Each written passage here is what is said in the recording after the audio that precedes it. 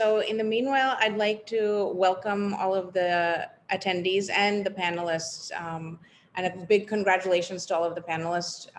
First of all, on the step to do a degree abroad, and secondly, to apply and go through the process and be accepted. It's really great. As Deepthi had mentioned, I have studied and lived in 4 continents, the US,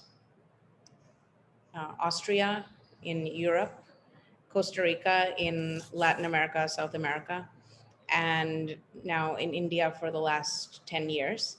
And I think one of the greatest experiences, and I've been in multiple different roles and multiple different subjects. So not just in one area or the other. So I've dabbled a little bit in all aspects. So I'm going to give a short talk on having a global mindset. So my latest degree has been in India. It's a diploma in social innovation. Before that, as Deepthi had mentioned, I have a master's in environmental security, a master's in peace building, a yoga background, and a sociology and gerontology background from the US. So from California in specific. So I've kind of been all over the world. And what I'd like to talk about now is what that experience, like what I found most useful when I moved to another country. So thank you, Sai. So this is really the start of an adult life for many of you. Now, some of you may be a little bit older, late 20s, early 30s, but for a large majority of people, you going from India, you're in your early 20s to mid 20s. This is really the start of your adult life. And when you're going abroad, it's a great chance to explore yourself and the world around you. So try to develop yourself through the experiences that you have, through the experiences with working with other people, meeting other people, working on teams, and also through your own host country and the host campus beyond just your workplace or your academic, which is your academic space. So some of the things that you should definitely, so in terms of the country, explore your surroundings. So the US, as many people may already know, makes a reputation from the national, state, city infrastructures and public spaces, museums, concert halls, parks, and other activities like this. So rent a car, drive. On the other hand, and get around, go see these places. Yes, it may say the world's largest something, and or the world's biggest something.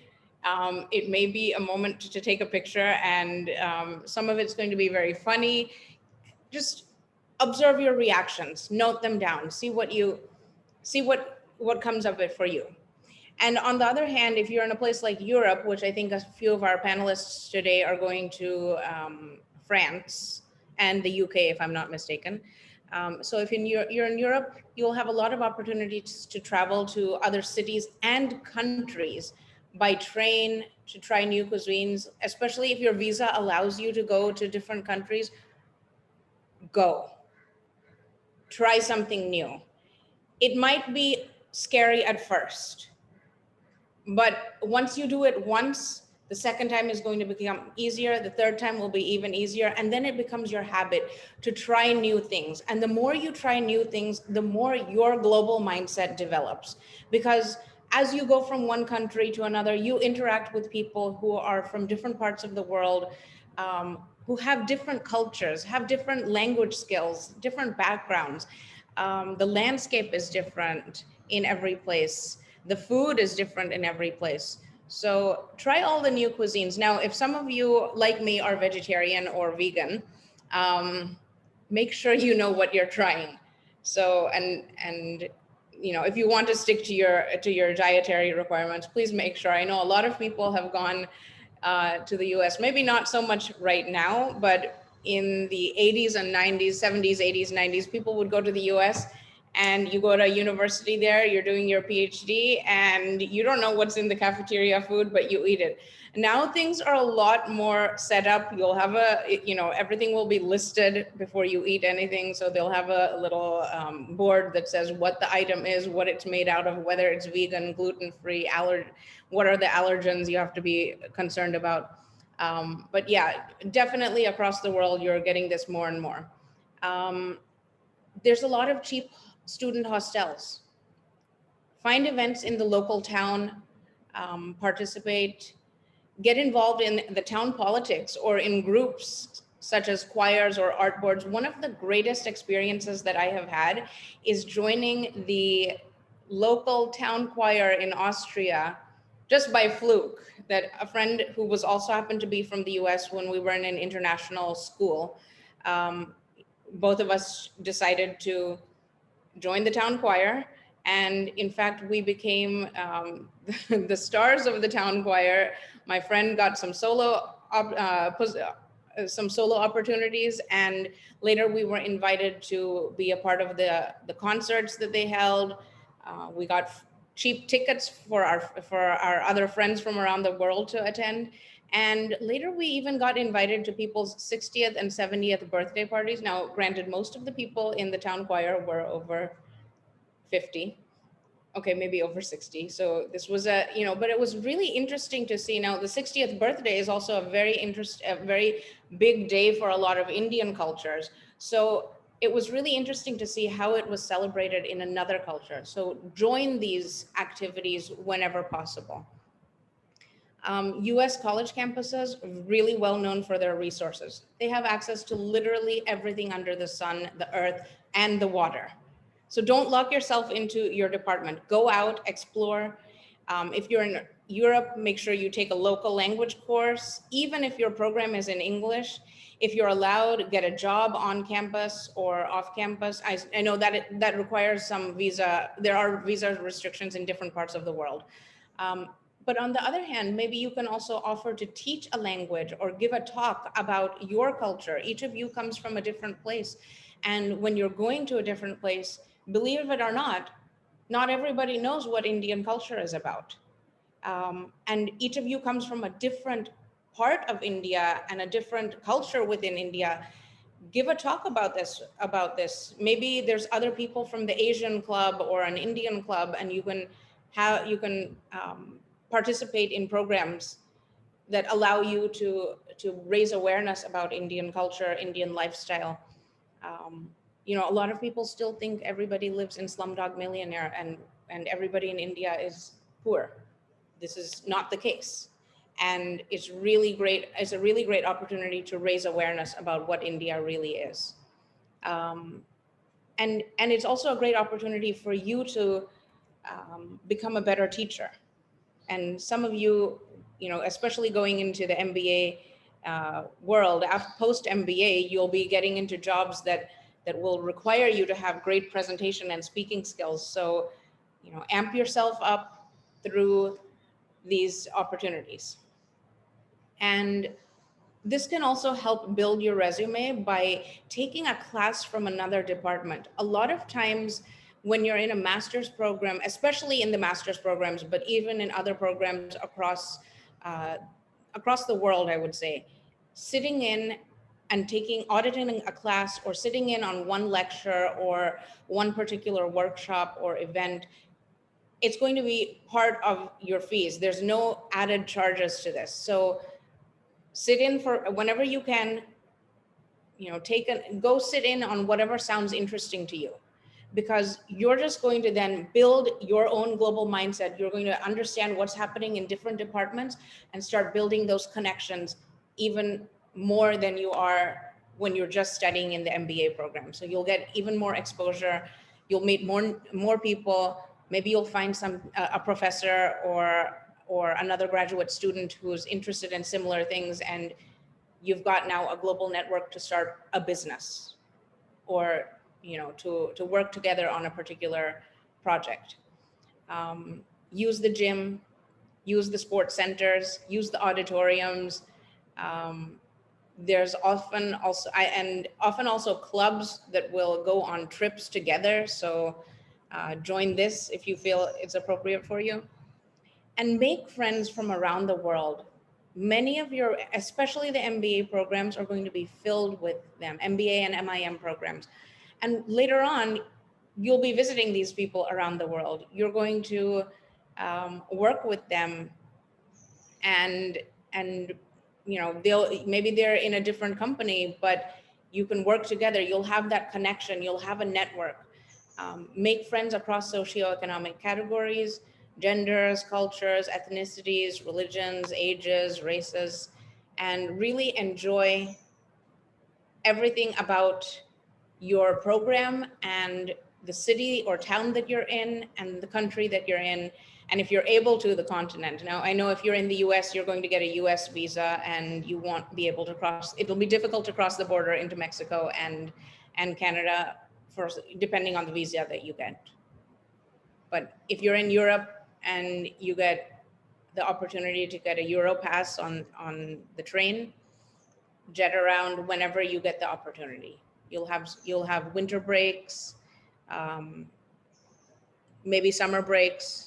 Of course, you'll have to do internships and co-ops, but and research projects. But if you get the opportunity to travel, go for it. Super. And the next slide is a little bit about COVID. Sai, can you shift to the next slide? Great. So, especially during the post-COVID world, you will have to be more and more globally adaptable. So some of the key areas that I'd like to recommend everyone works on in the coming years while you're doing your master's degree, your MBA or MIM programs, alertness and awareness. And what is that? So alertness is about keeping tabs about what's happening in the world. Some countries, I'm not going to name which ones, some countries knew in advance that COVID was going to happen and they prepared for it accordingly. And some countries still don't accept that it's happening. Okay, let's not get into that. But do keep tabs on what's happening in the world, what happened, because everything that happens in one place, as we have come to know now, impacts all of us.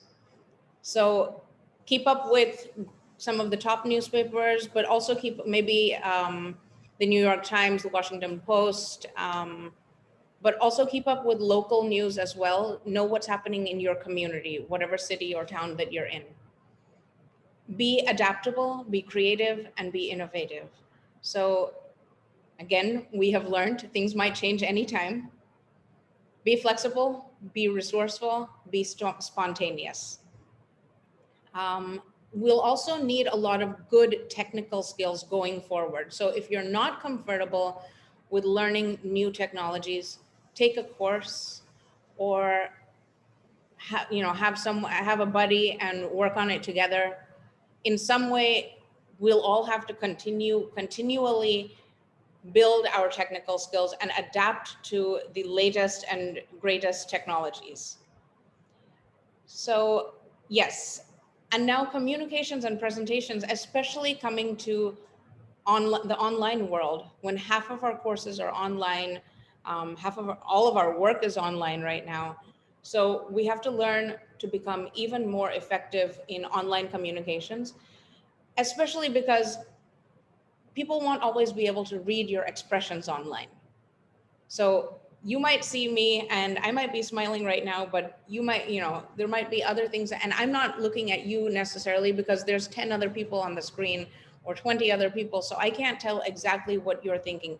Learn how to speak up, learn how to present yourself in an effective manner.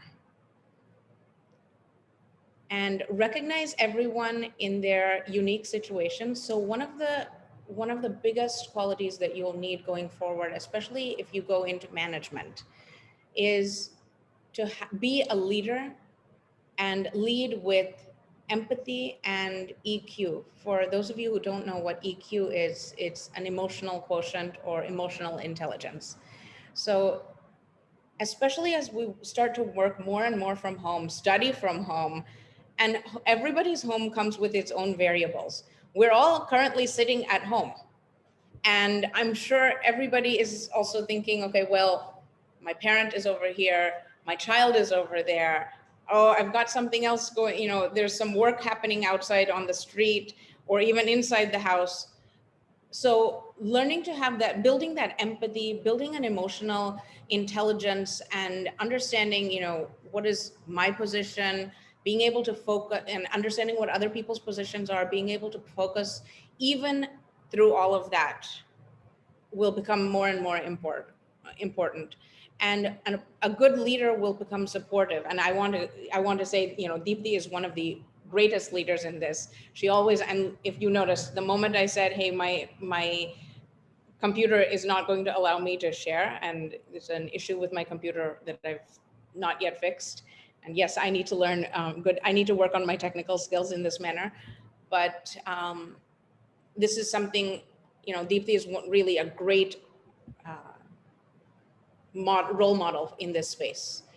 So the other thing is we're also now in a time where we don't have the team building retreats so that we used to have, and now is a really great time to start learning how to build teams online, networking online, and how to use some of the different technologies such as the Asana app. I know there's several apps now that are coming out about teamwork. So any of these, you learn how to use them effectively. And finally, time management, because of course now you're mixing your different aspects of your life all into one, working from home or studying from home. So learn how to manage your time, and be able to get things done effectively with the time that you have. So these are just some basic tips that I wanted to give everyone about what to expect when you, or how to interact with the world going forward, especially as you go to other countries, but also as you go to other online spaces, which could be their countries or universes in their own whole right. And I'll turn it back over to Deepthi and Sai to get the next segment started. Yeah, thank you, Soumya. Thank you, Soumya, for sharing such unique insights. It was really interesting, and I hope our achievers would, would be. I hope they would have really enjoyed the session. So going forward, I think first of all, congratulations to all the achievers, and thank you for attending this session, and thank you for taking out time from your busy schedule and addressing the young aspirants. Now, I would request Sai to join us and begin with the panel discussion. So over to you, Sai. Thank you so much, ma'am, and thank you, Soumya, for that wonderful session. A lot of things that I'm sure all my students got to learn. I too got to know certain things, especially that choir incidents and all was very interesting to know about it. Once again, I would welcome all our achievers. And as we start with the panel discussion, which I'm sure many of you were waiting for, I would like all the achievers to one by one introduce themselves, right? I want you all to share your educational details, the work experience details that you have, or the designation that you have been holding, how many years of experience do you have, and about the admits that you have received, like which university have you got an admit from. Shall we start with Achal? So, hello everyone. Thank you, Sai, for introducing me. Welcome to this program.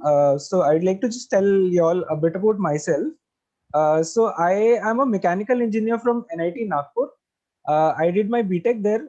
I graduated in 2016, and since then, I was interested in the manufacturing space. So, I joined Crompton Greaves Consumer Electricals Limited. Um in Crompton, I worked in various roles. I started from production, then I got promoted and went into materials, then sourcing, purchase, new product development. So within the last 4-5 years of my work experience, I've had diverse roles, and I've always tried to learn something new. So that's a bit about me. I joined the IMS program, the comprehensive program, and after my preparation, I secured an admit from ISB Hyderabad, and also a waitlist from IM Ahmedabad PGPX program. Perfect. Thank you so much, Achal. Can we move on to Aishwarya? Aishwarya? Hi, Sai. I'm Ashwarya this side. So I'm currently working with Deloitte in their risk and financial advisory team as a solution delivery analyst. I'm a campus placement. I got in through campus placement. I completed my undergraduate from Vellore Institute of Technology in electronics and communication engineering.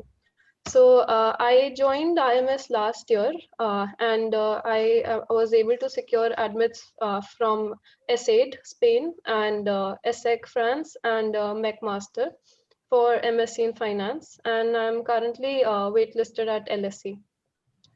Awesome. Dilip, can we have your introduction, please? So, good afternoon, everyone. My name is Dilip, and unlike I think all the panelists here, I think I'm the odd one out. I'm a pilot, and I've been flying with Indigo now for the last 2 years, and before that, I was with Jet Airways. I'm a bachelor's in science in aviation from University of Mumbai, and I think I joined IMS in probably September or August of last year. I've secured admits from HEC Paris, and I think that's about it from my side. We can get into it Perfect. a little later. Yeah. Perfect. Thank you, Dilip. Disha, may we have your introduction, please? Hi everyone, I'm Disha. I'm currently working with Morningstar as a research associate. I completed my bachelor's in accounting and finance 2 years back. I'm also currently pursuing SEMA and I hope to complete it. I have an exam coming up in May. And I've been with IMS for the SEMA course since around 4-5 years now. I joined for the counseling session for the admissions 2 years back. And I got my LSE admit for Masters in Management last year, but because of COVID, I reinstated. Then again, I got my offer just a few months, 2 months back for Masters in Management in LSE. Awesome. Hari, can we have your introduction, please? Hi everyone, good afternoon. Happy Sunday everyone. Myself Hari. Have been with IMS for about a year and a half now. I am a mechanical engineering graduate from NIT Calicut. Currently working as a business consultant with ZS Associates, primarily helping life sciences companies with issues related to pipeline and launch strategy. So I was primarily targeting UK universities primarily due to the 2-year post-study work visa. I have an admit from Imperial College Business School, Alliance Manchester Business School with a scholarship. Couple of them are waitlisted on Warwick and a few other schools as well. Yeah, that's pretty much about me. Perfect. Thank you, Hari. Kalp, can we have your introduction, please? Hi everyone, myself Kalp Shah here. I'm a final year mechanical engineering student from GTU Ahmedabad, and along with my studies for past three years, I'm working as a mathematics tutor at an institute. And I applied to IE Business School, ESSEC, joined a school in France, Guise College of Business, and from all this, I got admits from IE Business School, an interview call from ESSEC Business School, admits to Audencia, Schema, Guise College of Business, and finally an admit from Duke's Fuqua School of Business. So I would be joining Duke in the month of July for their Masters in Management Studies program.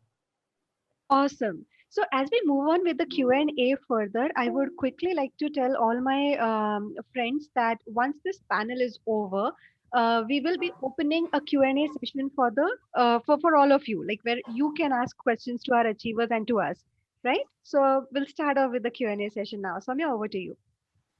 Great, thank you, Sai. So I'm going to pose this question to Dilip and Achal. And what I'd like to ask you is, once you decide that you're interested in doing a master's degree, where did you start your preparations and how did you decide to move on from there once you made the decision to go? So let's start first with Achal. Okay, so it was almost 3.5 years in my career that I felt that I've reached a point of saturation. My learning curve was I always wanted to upgrade myself. I was working as an associate manager in the new product development role, and I wanted to transition my career from new product development to product management. I have worked in a diverse project that way for Crompton and launched India's first anti-dust fan. So to transition to this particular role, I definitely knew I needed some technical skills and some managerial expertise. That's how I decided to go pursue a master's in management, and I then started exploring options, and that's how I came across IMS. I had heard good reviews of IMS before, so I enrolled myself for the program, and I worked my ass off for getting into ISB. You would definitely have to work. So great. Great. And Dilip, can you add your thoughts to the same question? So, I mean, like, I think Achal kind of summarized everything in one go. But I think it basically starts with first question you need to ask yourself is, why do you want to do an MBA, right? For some people, it might be remuneration. Some people might be a career shift, and some people just want to break the glass ceiling that that everyone faces in their career. So first, knowing that is very important. Why? And then after that, you have to look into where you want to do your MBA. That's very important because a lot of people, unfortunately, what actually happens is that when you're looking out for MBAs, you look out, probably you go to the Financial Times rankings and you look at the top 10 or the top 20 and you say, okay, these are the colleges I want to apply to. It doesn't actually work like that. You have to understand where you want to work, what industries you want to target. So those things are very important when you're choosing a college, and what colleges best suit you. Your personality makes a lot of difference. Essentially, when you're applying to an MBA or when you get admitted into an MBA college, you're actually getting admitted into the alumni network. So because majority of the times you're getting interviewed by the alumni panel or the alumni of the school. So therefore, it's very important that you get along with the culture of the school. That's important to realize. And then, of course, I think every journey for an MBA or any master's program starts with the GMAT. And the very difficult process, I must say, at least for me, because I'm from a very non-technical background, technical in a very different way. I'm a pilot. So, there was a bit of a transition for me to come back to do math and probably do, sentence correction. So GMAT is the first hurdle that everyone has to clear. A good GMAT score will do wonders for you. I think everyone should aim for a good GMAT score. But having said that, it's not the end of the world. There are a lot of options. Even if you do get a low GMAT score, there are other ways to actually work around that. And then I see a lot of the times that people apply to a lot of colleges. They apply to about 10 colleges, 6, 7, 8.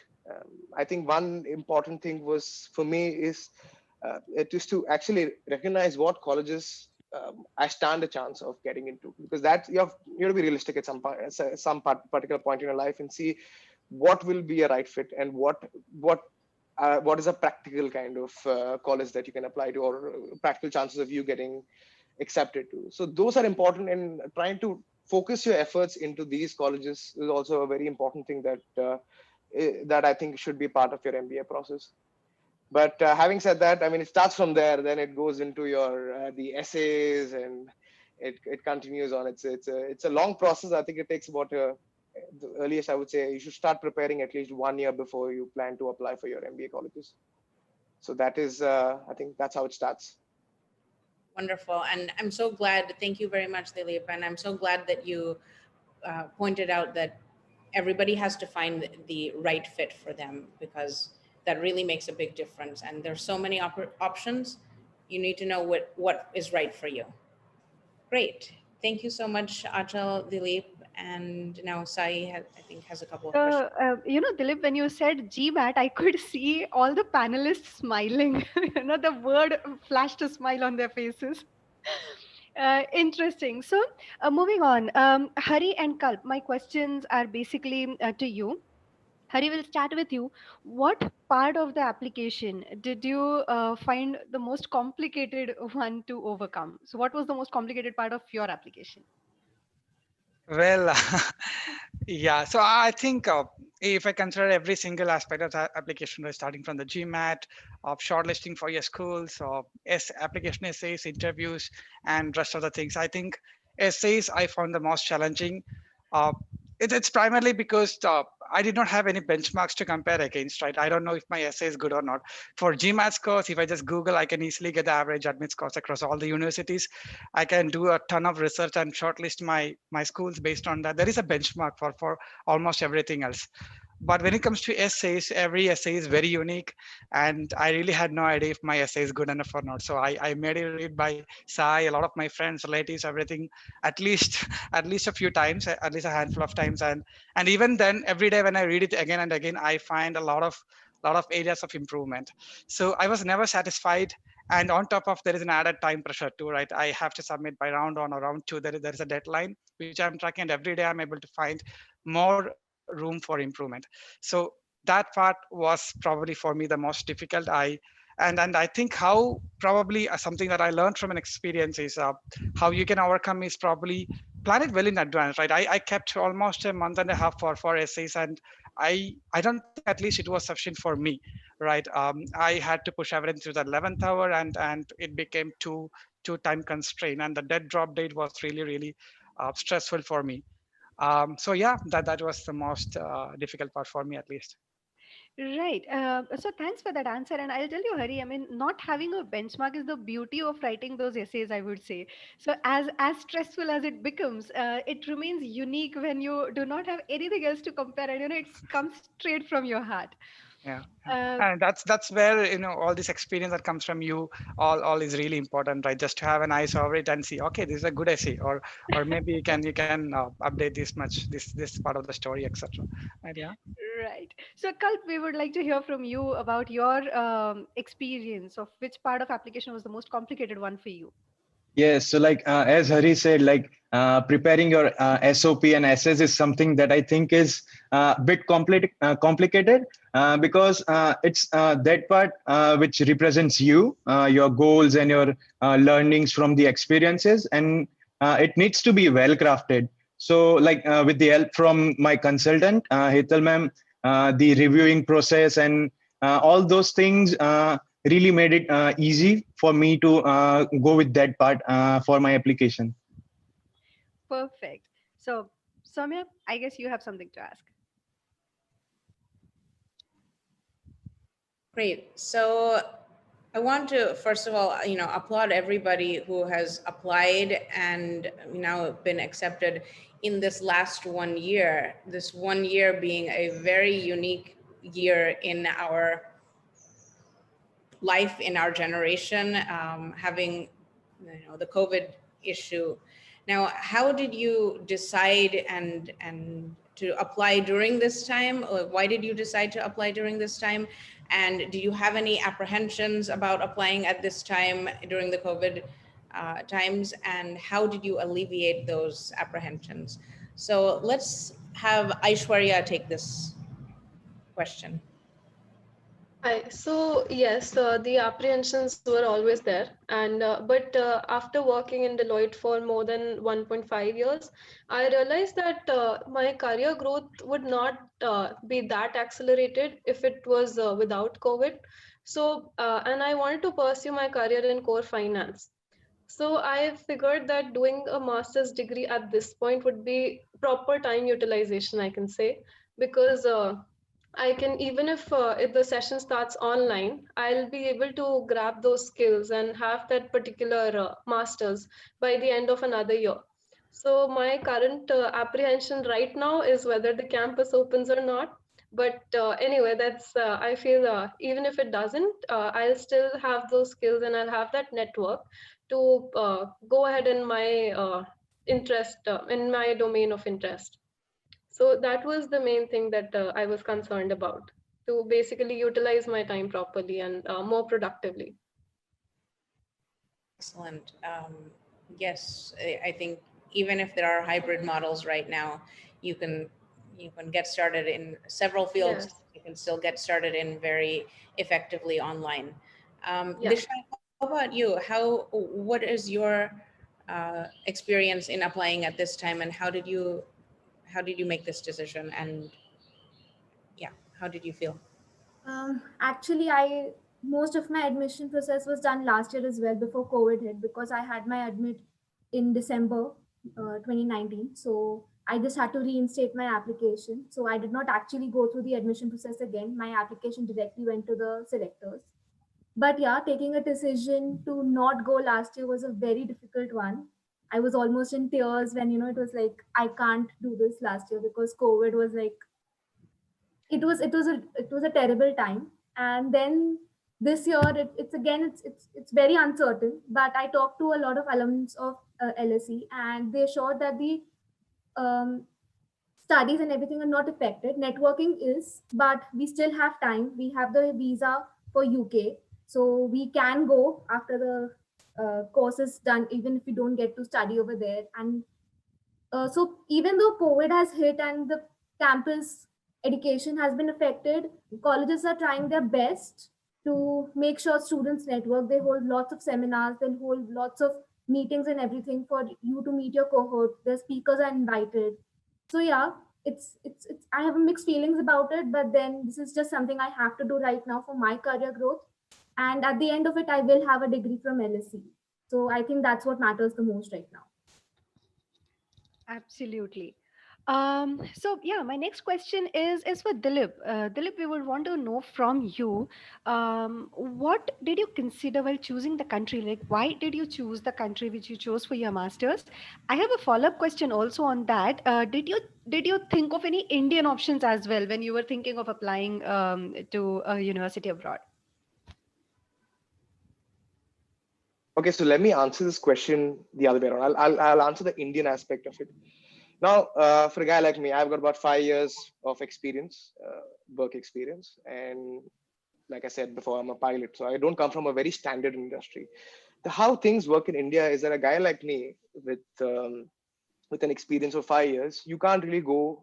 Your options are actually limited. So you have ISB, which of course is one of the top colleges in India. And then you have the other colleges like IMs and XLRIs. But you have to understand that these executive programs that I'm referring to, people of my experience, the executive programs are not the prime programs or not the flagship programs of these schools. So you're actually only left, for me at least, this is what I thought, that you're only left with ISB. ISB is a great school, don't get me wrong. I think it's a great opportunity for anyone who goes. But for a person like me who wants to work in the aerospace industry and probably get back into an airline, it's very difficult because your post careers ISB is very limited to the Indian market. If you want to go work abroad, you have to look at studying in a foreign university, might it be Europe or the US. So that's one of the motivating factors. Of course, ISB was one of the options I was considering, even though I didn't apply in the end because I got HEC.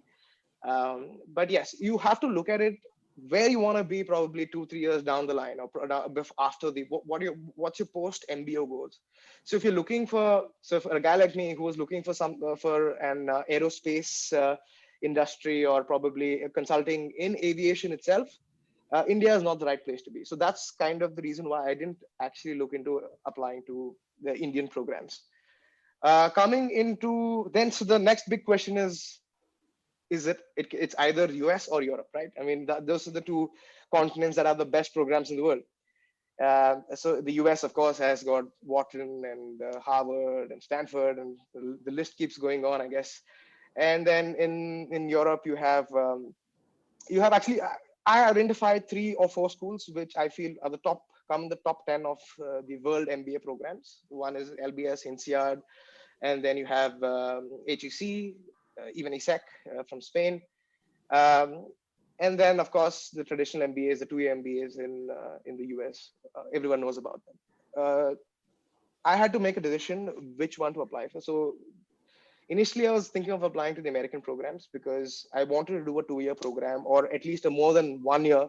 I thought 1 year was just too little of a time for me to grasp everything and try to make the best out of my experience of the MBA.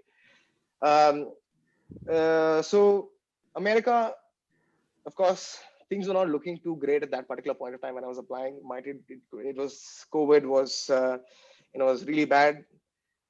The immigration laws were not looking too great, and the opportunities that I was looking for were available in both continents, were available in Europe, from the colleges in Europe, so, and in the US. So it didn't really make much of a difference. But I did also, the decision finally came when I talked to my consultant, basically my mentor, and this is Rashmi through IMS. So she kind of advised me to go for the European programs. And also, having said that, my GMAT score was a little lower. Like I said earlier, you have to be practical in where you apply. Even though they say it's a holistic approach to the application, you have to understand that the US colleges are very heavy on the GMAT. So if you're getting less than 700 and you're from India, it's probably better you look at some other colleges. The top US colleges are looking for top GMAT score, and that's fact. It's unfortunate, but that's the fact. Even though they say the application is holistic, GMAT does play a very significant role. So having a lower GMAT in the 600s, so therefore I was actually motivated to apply to the European programs that are a little less heavy on the GMAT side.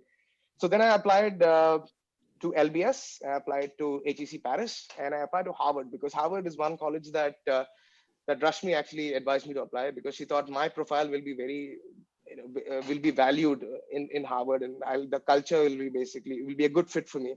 So we applied to Harvard. Unfortunately, we couldn't convert Harvard, but and even LBS didn't come through, but HEC finally came through. Actually, it was the first college that came through for me, so I was pretty happy about that. But the way I looked at it is also, it's like I said, I didn't want to overburden myself. And I think someone else, Hari, mentioned that the application process also is very exhaustive. It takes 1.5 months, 2 months to just prepare the essays. For example, all in all, I think HEC Paris had about 12 essays that we had to write. I mean, short and the big ones. So therefore, you have to concentrate your efforts, especially for a guy who's working. You have to concentrate your time and efforts in colleges that you really want to apply to and really want to get into. So I only went for 3, and unfortunately LBS didn't come through, but I'm pretty happy that HEC came through in the end.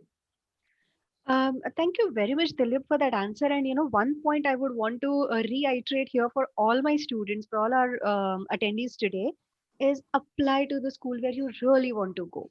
And that's a very important point. Yes, it is true that the application process is very exhaustive, and it should be. If it is not exhaustive, that means you have not put in your best. It simply says that you have not put in your best. And if you want to get into the best, and if you are going to put in that much of time, might as well put it in for something where you really want to end up in.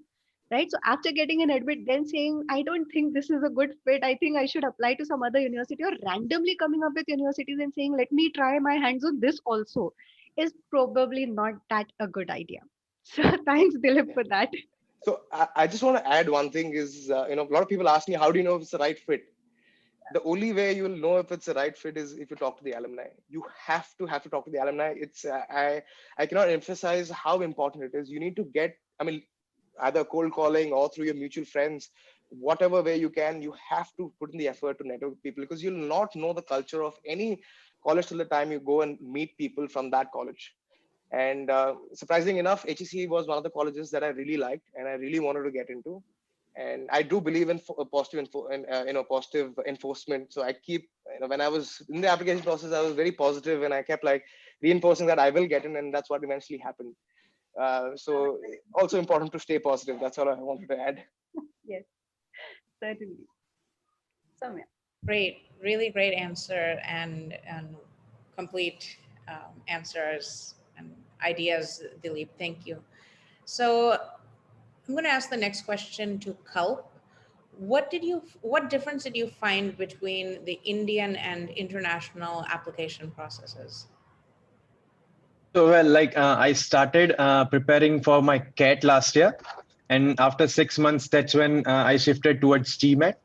So, I would say that both of these are extremely different, with Indian schools mainly focusing on your test scores, say CAT and your undergrad scores, whereas international universities would focus more on your, not more, but they would obviously focus on your test scores. But apart from that, they would go for your SOPs, your essays, your learnings, your experiences.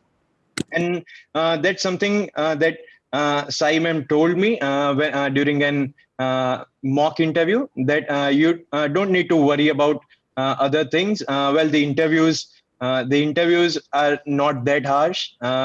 They would be more curious on what you have learned through the experiences and what activities you are involved in, and whether those your goals and those align with the university's philosophy or vision or not. Super, super. I think that's a really good point is what you have learned. Who are you and what do you bring? And great. Disha, how about you? I'd like to ask you the same thing. What's the difference that you saw in the application processes? I actually did not apply to any Indian college. So I just applied to colleges in Europe. Got it. Got it. Okay. Uh, Great. Then let's move on. Sai, do you have? Yes, absolutely. So my question is for Achal. Achal, we would like to hear from you about your interview experiences.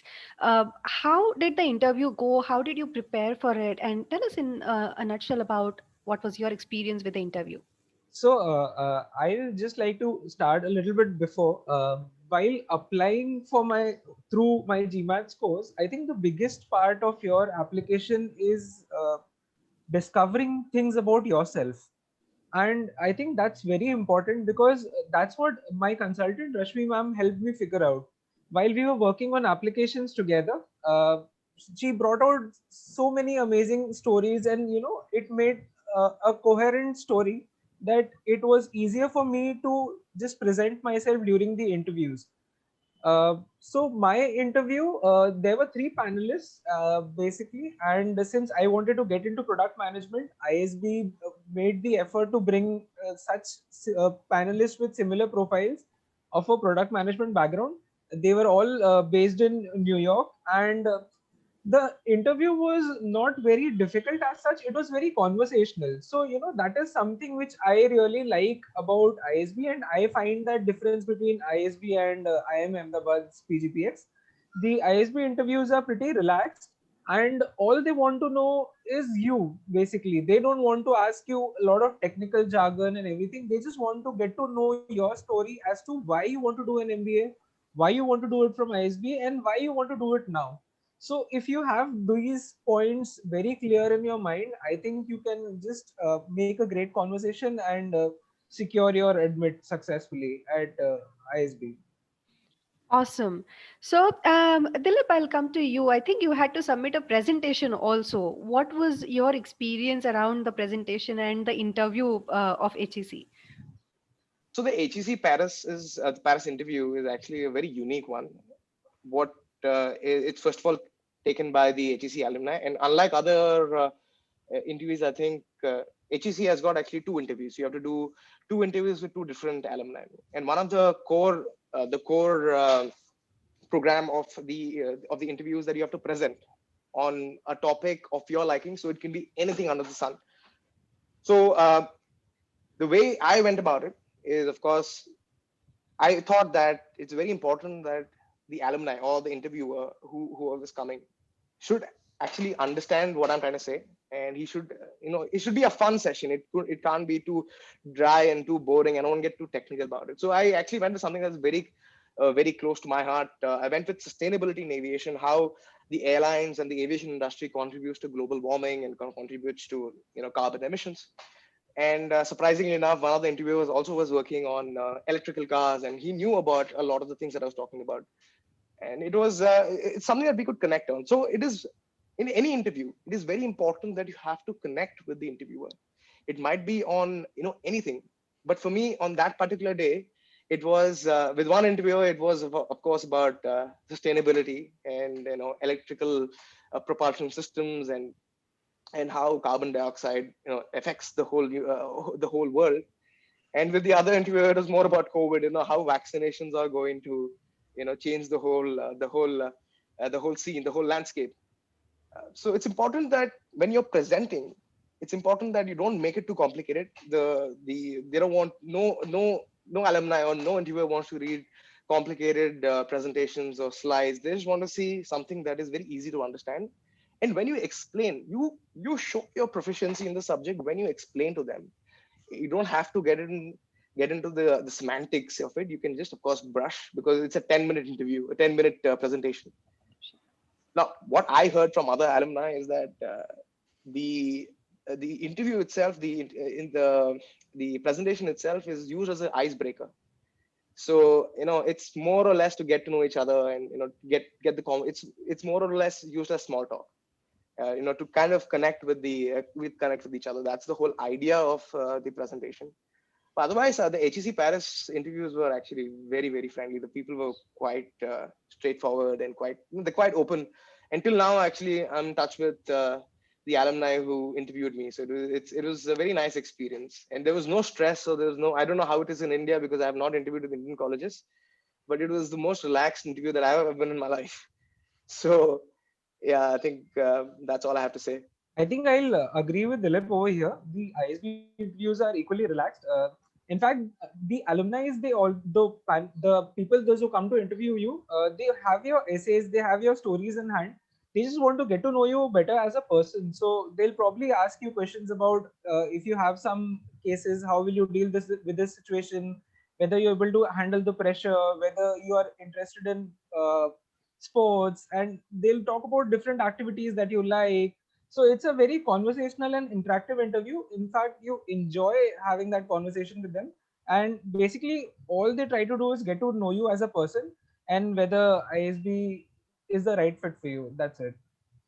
And having said that, and I'm sorry to interject, having said that, when you're going and this is particularly for the HEC Paris guys who are interested in applying to HEC Paris, when you're going with the presentation, please be fully prepared. Don't expect it to be a walk around. The European culture is such that people are very relaxed and very friendly, but they mean business when they come to the interview. So I did get asked a lot of business questions. So I did prepare in terms of the policies and the current affairs. So you have to be ready from all angles. So preparation, there is no difference in terms of preparation. Might it be any college, Harvard or IIM or HEC, you have to be fully prepared. I would actually like to add something here. So it's mostly behavioral questions that like Achal and Dilip mentioned. But for my course, which was MSc Finance, it's partly technical. So in a few interviews, I did face a few technical questions where they were concerned about a few terms and how things work. So I believe it's more on which course you're applying for, and mainly also who your interviewer is. So the universities, they share the names of the interviewer prior, and I feel it's a good idea to look them up on LinkedIn and to basically do your research about them, do your homework. And for one of my interviews, my interviewer was actually a postgraduate in finance, so she had a pretty good knowledge and a good hold on the subject.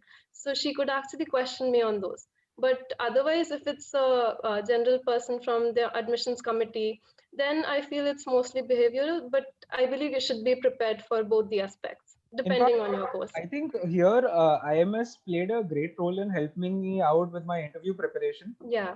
I remember Diti ma'am took one of my mock sessions, and once we had that session, she gave me a lot of feedback on how I can polish my answers, better them, and present a better picture in front of my interviewers.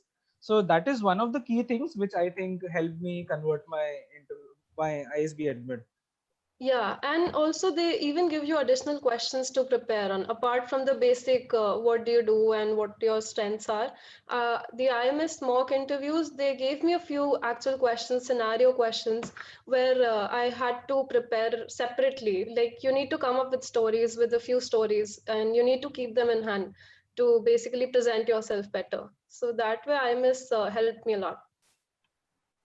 We are humbled, guys. Thank you so much for those wonderful words. Thank you so much. Yeah. Great. I'm really glad to see a lot of interaction amongst different of the panelists, because these are the sorts of things that you need going forward in these in the online world, and very good communication skills. Super. So the next question, I'm going to come back to the fact that we are currently in a pandemic world, a global pandemic. So how was your experience with admissions committees? Were they understanding and empathetic and supportive? Or how did you how did you feel their responses were when you were applying and asking these sorts of questions about how the system will be going forward? And I'd like to ask this of Hari. Yeah, sure. Yeah, thanks, Samir, for the question. So, well, I applied for 4 colleges in the UK, right? And I had to reach out to each of these colleges at least 5 to 10 times during the whole application process. And I was really surprised to know to come to know how supportive, how enthusiastic they were actually about my whole application process. Right, very supportive. I got answers for almost all my questions within like 48 business hours. um, they were very supportive, they are to the point, and they are very approachable too.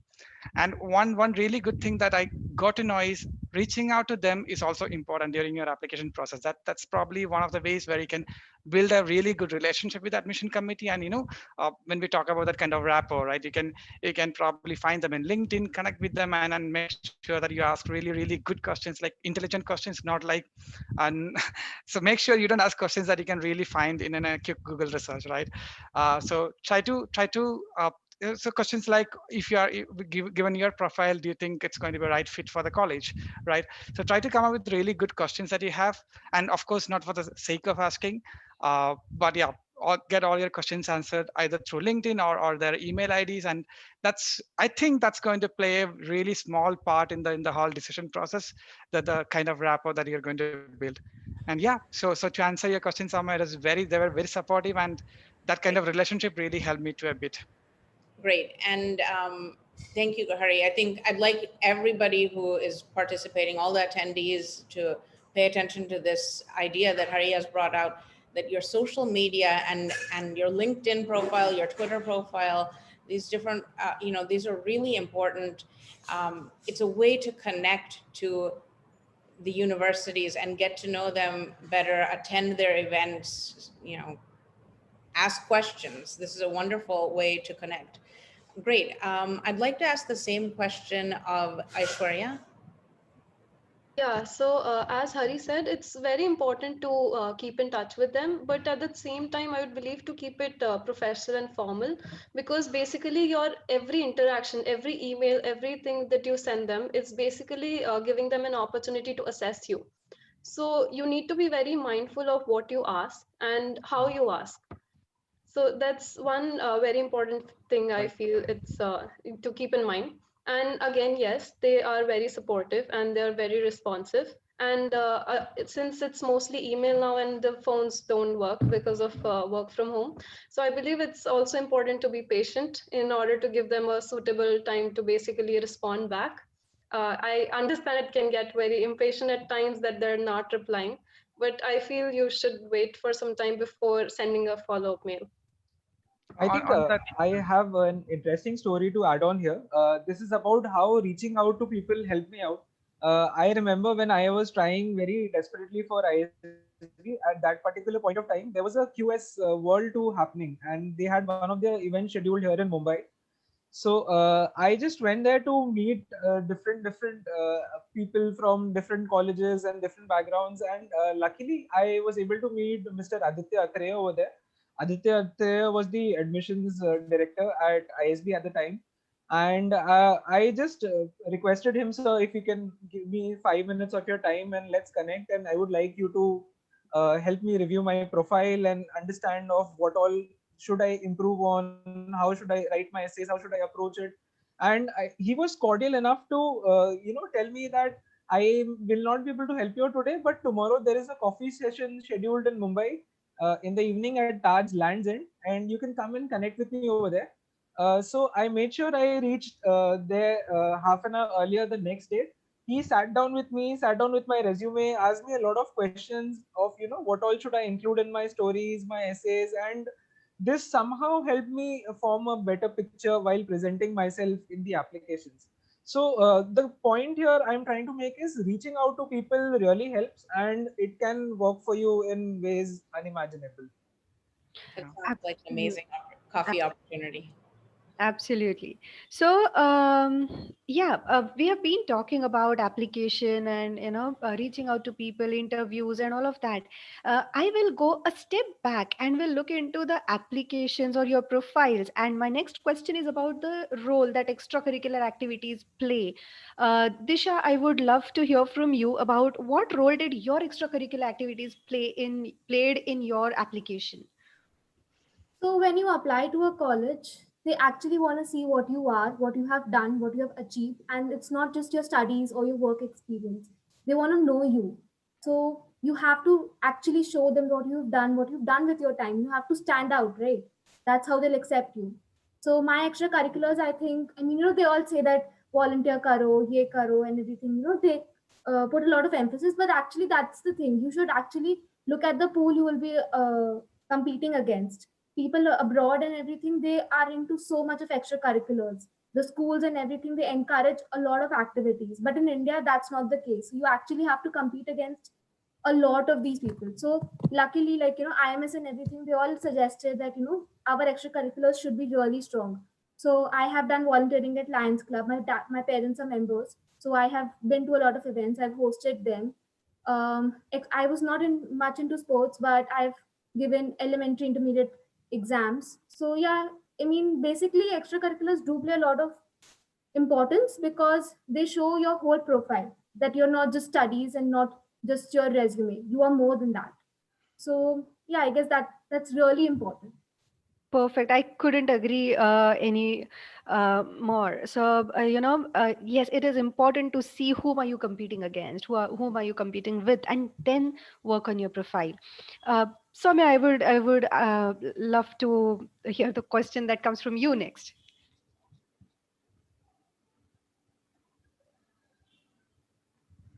Great. So some of you have taken, all of you have taken the GMAT now. What were your strategies when preparing for the GMAT?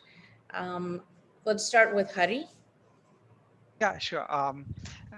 So to be very honest, I'm not really sure I'm the right person to answer the question because my score wasn't really great. I scored about 690 in my first attempt, and my strategy, maybe I can talk from the learnings that I had from my mistakes, right? Number one, always focus on quality over quantity. So if you just Google GMAT free questions, you'll get a ton of questions. And I don't think it's really going to add any value to your GMAT preparation if you just keep on solving questions by questions every day, right? Uh, there's no way you can get it, right? So I think my tip there would be uh, whenever you get a question right or even wrong, make sure you go through the solution, right? Even if you get the question right, make sure you go through the solution, because you can get the question right maybe by default or by design. This is what Roy sir keeps on telling in IMS, right? So what I used to do is I solve a question. If I get right, I just move on, right? I don't look at the solution, but I try to change in between. And what I realized is most of the solution I got it, uh, I did not solve it the right way. And when a similar question comes next, I got it wrong, right? So that consistency is very important. So make sure you go through every single solution. Number one. Number two, handpick the questions. Do not go about solving every free resources you get out there, right? It's very important. You handpick the questions. So for example, right, the moment I achieved 100% accuracy in easy questions, I never solved any more easy questions, because you're not going to get easy questions past 600 benchmark, right? So then you have to keep yourself testing against medium and hard. Then the moment I got like 80, 85, 90% accuracy in medium, I moved to hard. Then I was just solving hard questions alone. Um, so yeah, so handpick your questions based on your progress level. That's my second thing. Third, I think have a solid, robust plan. You should know what you're going to do exactly every single hour that you're going to spend. Suppose you are going to spend 1 hour tomorrow, you should have a total plan what you're going to do that for that 1 hour. It's not like you turn on the computer, you just keep on solving every single question that comes to your computer, right? Comes to your computer screen. No, that's not the right way. Have a plan. You should know what you're going to do in, say, by end of February, you might want to complete the official guide. By end of March, you might want to try some advanced questions. In April, you might want to do some mock test. Say you want to do 10 mock tests. So have that solid plan A. At the same time, keep a plan B too. I'm sure things are not going to go as per your plan, because especially all of your work, there will be stress times at work where you're not able to spend time. Probably throughout the week, you might not even be able to spend time. So have a plan B as well, maybe a buffer of one month or so. So make sure you at least stick to the plan B. My plan A was to give GMAT in June, but I could only give in August. I had to go with my plan B. Lot of variables to consider there.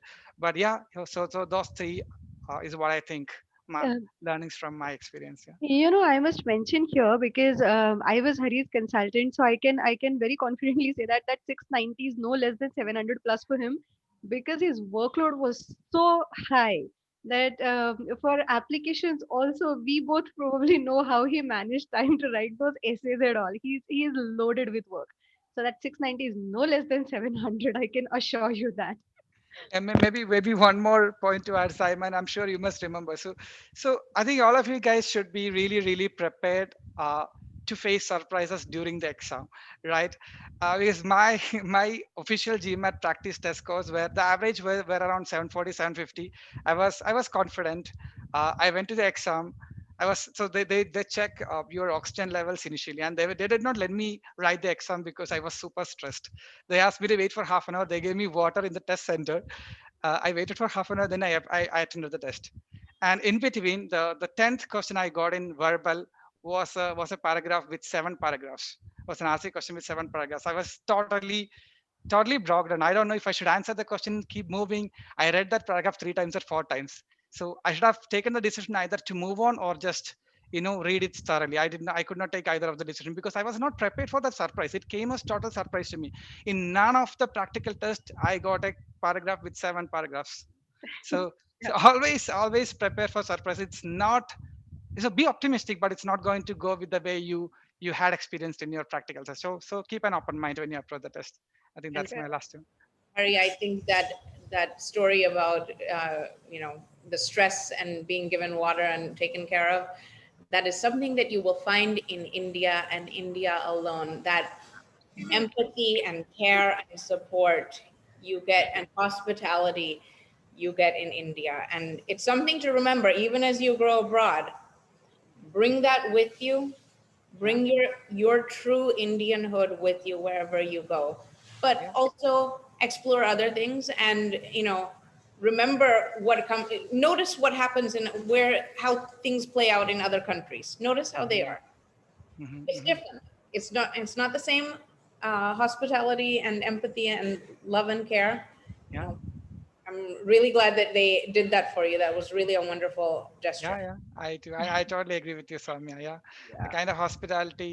Yeah, so that's really, especially for foreigners, right? If you go, I have been to Frankfurt, Paris, Zurich, everywhere.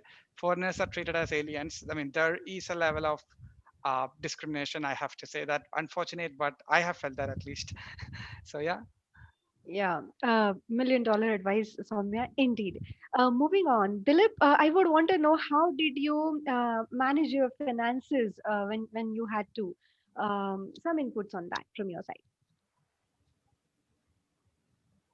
Dilip?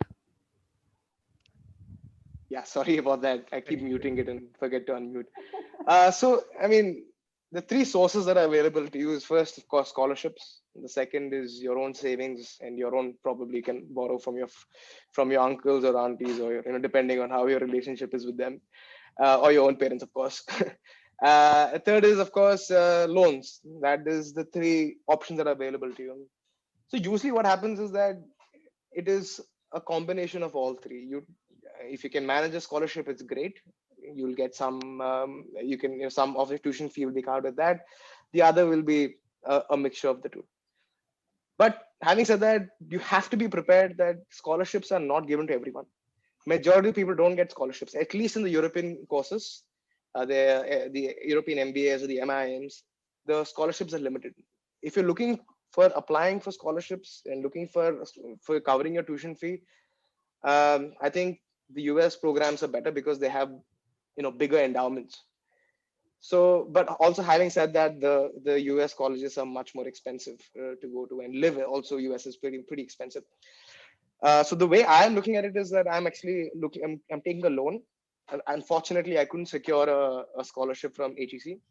So part of it will come from the loan, and part of it will come from my own savings that I've saved up in the last 5-6 years. A good thing to remember is that interest rates in India are very expensive. that you'll find in India is about 10 to 11%. And giving you that's the best come scenario, you will find interest rates of about 10 to 11%. And I think very few banks also offer these. I think ICICI, HDFC, they do, but majority of the banks don't. They don't support education loans in India. Surprisingly, are very highly charged. But if you look other sources of loans, for example, the European banks, BNP Paribas, is one of them. What I'm considering, they actually offer very low interest rates. But the biggest problem with the European banks is that you have to be either a resident or a citizen. Some banks, of course, offer they actually take bank guarantees. So if you can arrange a bank guarantee from your local bank in India, they accept that and they'll give you a loan based on that. And when I'm saying bank guarantees, the difference is drastic. If you're a resident of, for example, of France, BNP Paribas gives you an education loan at 0.8%. If you can get a bank guarantee, if you're not a resident, if you can get a bank guarantee, it's still only 3%. So you can imagine how much of a difference there is for loans. And apart from that, I mean, whatever you can earn and whatever you can save, beg, borrow, steal is what they say. I think you can muster up how much ever is pretty much.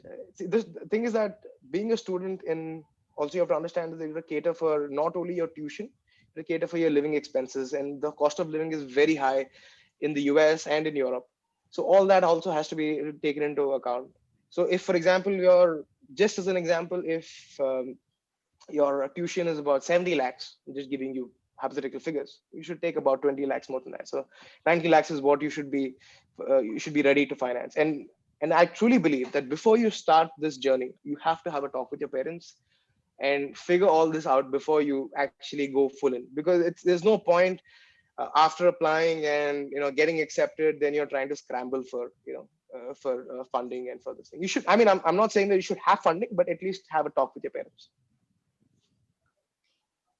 And adding to that, I would like to say that one of the factor that I decided to go for round one was that when I talked to one of the admissions officer, they were like, the chances of you getting a scholarship in round one is way more than you getting a scholarship in round 3 or round 4. So that is something that I considered. And apart from scholarships, I would say that again, loans in US when compared to India, the interest is around 4% if you get a co-signer or something. So there is a considerable difference in there. Great. Thank you both for your really valuable insights. And Kalp, I was actually going to tell you that I haven't heard from you in a little while. And I'd like to ask you a quick question. When you were filling out your applications, was there anything surprising which you hadn't thought of, and how did you deal with that? Not during my application process, but I remember during my IE business school interview. So like I completed my final interview and I was just waiting for the decision. But that's when I got another email stating that there is one more interview to be considered. And like there was nothing else mentioned that what the interview was for. So like I was completely blank in like going blank into the interview, and it was mainly on why I wanted to go for the strategic management track. So what I would say is that you need to be clear about what your goals are, what you are getting your hands into. So like I was able to clear that interview and get an admit in the strategic management track as well. But that's something that I would say that to be clear about your goals and what you need to go. I would like to add something here. So I remember for my essay application, there were two parts to the application which I was not aware of. So the first part was all essays and your resume. And once you fill in and you pay the application fee, it actually opened up a second portal, which was also to be completed before the application deadline. And that included your scholarship essays and your other documents. So this actually came to me a surprise, and this was, I guess, the only application which I filled in the 11th hour. So it was all a bit of a a bit haphazard for me, but I managed to finish the application on time.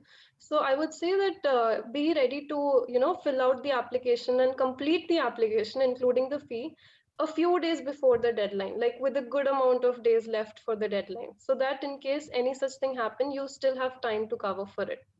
And one more thing which I noticed this year was, so a lot of interviews that are happening this year, they're not in person, but they are pre-recorded questions.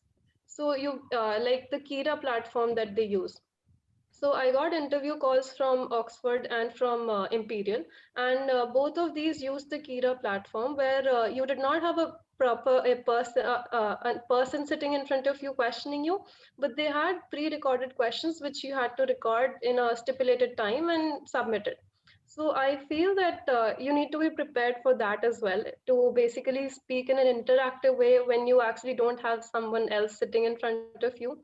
And you can get enough practice for that online, but I feel you should be prepared for that as well. Absolutely, absolutely. Well said, Aishwarya. And now I'm sure you all are waiting for the Q&A session as well. So we will shoot our last two questions, and then the entire consulting team and our panelists will be there to answer your questions. So this is a question which I would want to ask to Dilip and Hari, or anyone else. If you have anything to pitch in there, please feel free to do that. I want to know, Dilip, if there has been any interesting experience that you had with your consultant while you were working on the applications? Interesting experience. No, I mean, I think all of it was really interesting. Spending, we actually, Rashmi and I, when we, Rashmi is actually a kind of a perfectionist when it comes to the applications. The essays were very enlightening because I never had an opportunity to actually sit and write essays. Because being a pilot, it's we are very technically oriented. We learn how to fly planes, but we do not, we do not learn how to write essays, which is something that was completely new to me. But one thing is there that I used to write. I wrote a lot of essays, and then every time I used to send her a draft, and she used to always send it back to me saying that no, this is not good enough. This is not good enough. To add something more, and it used to be. I'll be very honest with you. I don't know if Rashmi will be hearing this. I used to get really irritated after a point, but then I know that she meant well, and at the end, I'm telling you, it's because of her, and of course Deepthi, who was supervising both of us. It's because of them that the end product was something I'm really proud of. And it genuinely, because what actually happens is when you're writing your essays, especially, you have to do a lot of introspection. And it might seem very easy to do. People say you have to introspect and show what you are. But then it's not as easy as it sounds. You have to really do some deep thinking, and you have to really understand what you want to put out there. That will show forth that yes, that you are the best candidate for them. Because at the end of the day, let's face it, what are colleges looking for? They're looking for rock stars, right? They're looking for like guys who can do everything and the best personality, the best of everything. They want academics, they want extracurriculars, they want volunteer. Of course, there are different ways of showing it. So even though there will always be deficiencies in every application, but essays is where you can show how you overcome those deficiencies, and it's actually your way of showing what you are. So I mean, this was interesting because I never felt in my life, I never actually worked with someone so closely in writing essays, and it was I'm really thankful to her, because I think she really got the best out of this whole experience and really got the best out of my applications and my essays. I think one more thing that I'd like to add about Rashmi ma'am is she's very approachable that way. It's never a very formal kind of a thing. It's like I could share everything that I was going through while preparing for my journey. She would share a lot of articles and insights that would help me with my GMAT. And we used to discuss on a lot of topics. For example, if we were talking about acupressure, which is something of my interest, we were able to get some points forward that really helped me make a better essay and focus on how acupressure as a hobby will be a point of diversity in my background. And that is something which I think is something that Rashmi ma'am is very good at, in bringing out the best stories of yours in the forefront. I believe that's the case with every consultant then, because even my sir, I was under the guidance of Chandrageet sir. So he could actually pinpoint a few aspects which I could weave my story around. And it's very funny because most of the questions are same for every university, but the word limit is different. You realize that when you're actually writing. So for the same topic, you have to write a 200-word essay or you have to write a 500-word essay. So you need to know the exact points that you want to put out and the exact story that you would like to include. So I feel that with this guide, initially even I was very frustrated because he told me I just have to simply write the essay. He didn't give me a reference essay. So I was like, how do I do this? But then you realize that how important it is, because otherwise I would have simply picked up the idea which was already existing. But with repeated iterations and with improvements, like I read my ESSEC essays a few days back and I was actually happy and proud of what it actually came out as. So you eventually realize that the whole process is worth it once you actually get in. Yes, and like when I called Hetal ma'am after I got my Duke admit, so like she was more excited than me to hear about the news, and like seeing that someone is this excited for you to get into a business school, it was really awesome. Yeah, maybe my 2 cents here too. Zaimam was my consultant. She's right here. So for me, Zaimam was a stress buster, right? I have no clue where I'm heading. I have no clue about the quality of my essay. I really wanted somebody with really good experience who has seen plenty of other essays to review mine, right? And really good, really say if it's. I just want to know if it's good or bad, right? That's all I want to know. Where do I stand, right? And I remember towards the end date, like last week of my application submission, we had daily calls. I had blocked her calendar for half an hour, 11 to 11:30. It was every day. It's like my baby. The essay is my baby, and we were together grooming my baby every day. Every day we are cutting out one sentence, adding one more, taking something out. It might sound odd. Why don't we try this? Like that kind of discussion. And those brainstorming sessions were really, really helpful and interesting. Thank you, man. Yeah. Thank you so much, guys, for all those wonderful words. Soumya, over to you. Yeah, I think, all of the IMS consultants really love to support students in getting the best possible outcome. So yeah, thank you for the wonderful words about everyone. So I'd like to pose a final question before we move on to the audience interactions as well. And my last question is, do you have any last message for the audience, or any last words before we move on to that audience questions? And let's do this in an interactive way. So let's start with Disha, and then Disha, you select the next person to speak. And yeah, please be brief on this so that we have enough time for the audience. So, of course, the process is very daunting. You're very scared. So, it's okay to be nervous. Have some faith in yourself. You will get through it. We all have. The rejection letters are, it hurts, but at the end, everyone gets an admit. So, just, keep going. You will get through it. Okay. That's my only advice to you. Don't lose heart. Also, $1 million advice. Yeah. So, I'll give it to Hari. Yeah, sure. Oh, I was just typing an answer to a question here too, and I think that's my tip too. So there's a question from Sparshi. If I can be really honest with the interviewers, I think that is actually the key. Being honest, being yourself. Unlike a lot of corporate interviews in India, I think being honest is the key to successful MBA or MIM interview. So you just have to show yourself. You have to be yourself. Do not try to brush anything under the carpet. At least that's my perspective. The moment you start brushing under the carpet, they are trained to figure it out. Trust me, guys.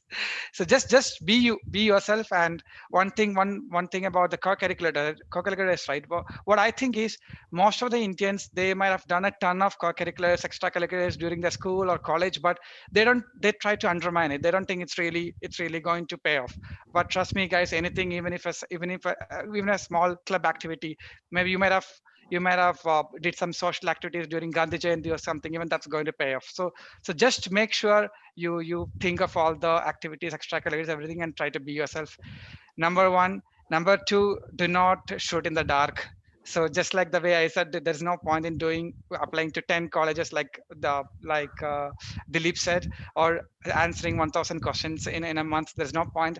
So do not shoot in the dark. Load your gun, focus, and then shoot. Have a plan. Third thing is have a plan. So probably go back. It's a Sunday evening. Prepare a plan for yourself. Next 6 months, you should be knowing what you're going to do every single month. You should have a milestone. Set milestone for every week. If not possible at a daily level, set a milestone at least for a weekly level. And yeah, that's from my side. Next, Aishwarya, you want to go? Yeah, so I would like to say that it's very important to be organized and be patient at the same time. I mean, it's very important to note the details, to know when the deadline is coming up. You don't want to miss any deadlines, especially for round one. So I would say it's very important to make an Excel, mark your calendars, note down the details. Like every university has a few specific key elements that they want. So be mindful of those and just be organized and prepare accordingly.